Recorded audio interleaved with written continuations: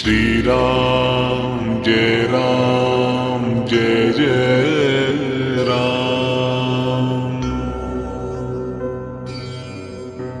श्री राम जय राम जय जय राम।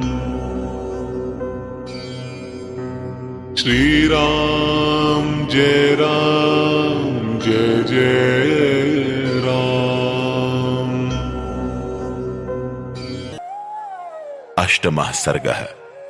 मंथरा का पुनः श्री राम के राज्याभिषेक को कैकेयी के लिए अनिष्टकारी बताना, कैकेयी का श्री राम के गुणों को बताकर उनके अभिषेक का समर्थन करना, तत्पश्चात कुब्जा का पुनः श्री राम राज्य को भरत के लिए भयजनक बताकर कैकेयी को भड़काना। ये सुनकर मंथरा ने कैकेयी की निंदा करके उसके दिए हुए आभूषण को उठाकर फेंक दिया और कोप तथा दुख से भरकर वो इस प्रकार बोली, रानी तू बड़ी नादान हो। अहो, तुमने ये बेमौके हर्ष किस लिए प्रकट किया? तुम्हें शोक के स्थान पर प्रसन्नता कैसे हो रही है? अरे तुम शोक के समुद्र में डूब गई हो तो भी तुम्हें अपनी इस विपन्नावस्था का बोध नहीं हो रहा है। देवी, महान संकट में पड़ने पर जहां तुम्हें शोक होना चाहिए वहीं हर्ष हो रहा है। तुम्हारी ये अवस्था देखकर मुझे मन ही मन बड़ा क्लेश सहन करना पड़ता है। मैं दुख से व्याकुल हुई जाती हूं। मुझे तुम्हारी दुर्बुद्धि के लिए ही अधिक शोक होता है। अरे, सौत का बेटा शत्रु होता है। वो सौतेली मां के लिए साक्षात मृत्यु के समान है। भला उसके अभ्युदय का अवसर आया देख, कौन बुद्धिमती स्त्री अपने मन में हर्ष मानेगी? ये राज्य भरत और राम दोनों के लिए साधारण भोग्य वस्तु है। इस पर दोनों का समान अधिकार है। इसलिए श्री राम को भरत से ही भय है। यही सोचकर मैं विषाद में डूबी जाती हूं, क्योंकि भयभीत से ही भय प्राप्त होता है।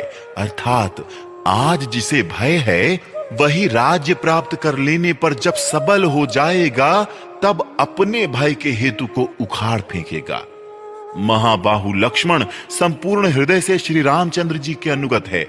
जैसे लक्ष्मण श्री राम के अनुगत हैं, उसी तरह शत्रुघ्न भी भरत का अनुसरण करने वाले हैं। भामिनी, उत्पत्ति के क्रम से श्री राम के बाद भरत का ही सबसे पहले राज्य पर अधिकार हो सकता है। लक्ष्मण और शत्रुघ्न तो छोटे हैं, अतः उनके लिए राज्य प्राप्ति की संभावना दूर है।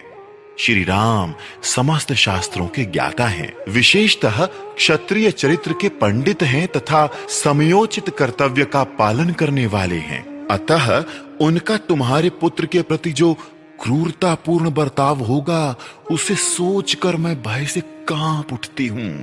वास्तव में कौसल्या ही सौभाग्यवती है, जिनके पुत्र का कल पुष्य नक्षत्र के योग में श्रेष्ठ ब्राह्मणों द्वारा युवराज के महान पद पर अभिषेक होने जा रहा है। वो भूमंडल का निष्कंटक राज्य पाकर प्रसन्न होंगी, क्योंकि वो राजा की विश्वास पात्र हैं और तुम दासी की भांति हाथ जोड़कर उनकी सेवा में उपस्थित होगी। इस प्रकार हम लोगों के साथ तुम भी कौसल्या की दासी बनोगी और तुम्हारे पुत्र भरत को भी श्री रामचंद्र जी की गुलामी करनी पड़ेगी। श्री रामचंद्र जी के अंतःपुर की परम सुंदरी स्त्रियां सीता देवी और उनकी सखियां निश्चय ही बहुत प्रसन्न होंगी और भरत के प्रभुत्व का नाश होने से तुम्हारी बहुएं शोक मग्न हो जाएंगी। मंथरा को अत्यंत अप्रसन्नता के कारण इस प्रकार बहकी बहकी बातें करती देख देवी कैकेयी ने श्री राम के गुणों की ही प्रशंसा करते हुए कहा, कुब्जे, श्री राम धर्म के ज्ञाता, गुणवान, जितेंद्रिय, कृतज्ञ, सत्यवादी और पवित्र होने के साथ ही महाराज के ज्येष्ठ पुत्र हैं। अतः युवराज होने के योग्य वो ही हैं। वो दीर्घजीवी होकर अपने भाइयों और भृत्यों का पिता की भांति पालन करेंगे। कुब्जे, उनके अभिषेक की बात सुनकर तू इतनी जल क्यों रही है? श्री राम की राज्य प्राप्ति के 100 वर्ष बाद नर श्रेष्ठ भरत को भी निश्चय ही अपने पिता पितामहों का राज्य मिलेगा। मंथरे, ऐसे अभ्युदय की प्राप्ति के समय जबकि भविष्य में कल्याण ही कल्याण दिखाई दे रहा है, तू इस प्रकार जलती हुई सी संतप्त क्यों हो रही है? मेरे लिए जैसे भरत आदर के पात्र हैं, वैसे ही बल्कि उनसे भी बढ़कर श्री राम हैं, क्योंकि वो कौशल्या से भी बढ़कर मेरी बहुत सेवा किया करते हैं। यदि श्री राम को राज्य मिल रहा है तो उसे भरत को मिला हुआ ही समझ, क्योंकि श्री रामचंद्र अपने भाइयों को भी अपने ही समान समझते हैं।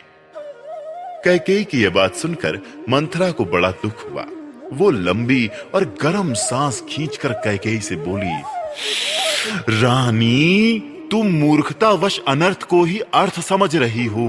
तुम्हें अपनी स्थिति का पता नहीं है। तुम दुख के उस महासागर में डूब रही हो जो शोक और व्यसन से महान विस्तार को प्राप्त हो रहा है। केकई राजकुमारी, जब श्री रामचंद्र राजा हो जाएंगे तब उनके बाद उनका जो पुत्र होगा उसी को राज्य मिलेगा। भरत तो राज परंपरा से अलग हो जाएंगे। अरे भामिनी, राजा के सभी पुत्र राज सिंहासन पर नहीं बैठते हैं। यदि सबको बिठा दिया जाए तो बड़ा भारी अनर्थ हो जाए।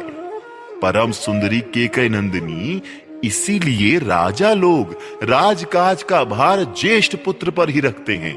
यदि ज्येष्ठ पुत्र गुणवान ना हो तो दूसरे गुणवान पुत्रों को भी राज्य सौंप देते हैं। पुत्रवत्सले, तुम्हारा पुत्र राज्य के अधिकार से तो बहुत दूर हटा ही दिया जाएगा, वो अनाथ की भांति समस्त सुखों से भी वंचित हो जाएगा।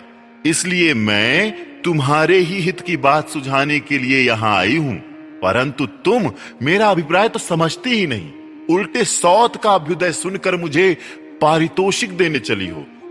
याद रखो, यदि श्री राम को निष्कंटक राज्य मिल गया तो वो भरत को अवश्य ही इस देश से बाहर निकाल देंगे अथवा उन्हें परलोक में भी पहुंचा सकते हैं। छोटी अवस्था में ही तुमने भरत को मामा के घर भेज दिया। निकट रहने से सौहार्द उत्पन्न होता है, ये बात स्थावर योनियों में भी देखी जाती है।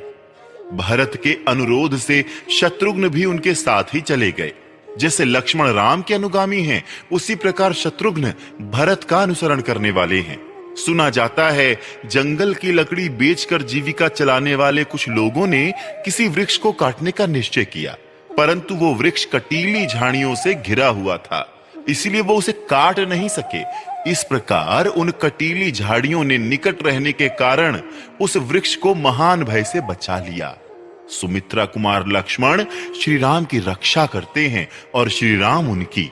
उन दोनों का उत्तम भ्रातृ प्रेम दोनों अश्विनी कुमारों की भांति तीनों लोकों में प्रसिद्ध है। इसलिए श्री राम लक्ष्मण का तो किंचित भी अनिष्ट नहीं करेंगे, परंतु भरत का अनिष्ट किए बिना वो नहीं रह सकते, इसमें संशय नहीं है।